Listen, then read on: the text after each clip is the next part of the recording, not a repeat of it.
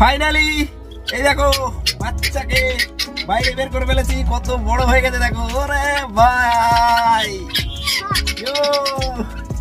আর এরা তো অনেকটা ভেতরে ঢুকে গেছিল, মানে কি বলবো তোমাদেরকে, অনেকটা ভেতরে ঢুকে গেছিল, পুরো বড় হয়ে গেছে দেখো, অনেকটা বড় হয়ে গেছে, ফুরুত করে ঢুকে যায়। ঠিক আছে, কোনো আওয়াজ টাওয়াজ পেলে গর্তের ভিতরে ঢুকে যায়। ঠিক আছে, তো আরো আছে ভেতরে, তারা বেরোয়নি।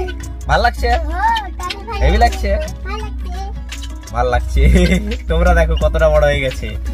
তো দেখো এই যে খরগোশ বাচ্চা, এদের ট্রিটমেন্টটা কিন্তু আলাদা রকম হবে। কেমন হবে না, বিষয়টা হচ্ছে দেখো গর্তের ভিতরে বেরিয়েছে, আবার একটা বেরিয়েছিল ঢুকে। চুপ করতে বলছি, ওরা চুপ কর না, নাহলে ঢুকে যাবে আবার, এত দুষ্টু এরা।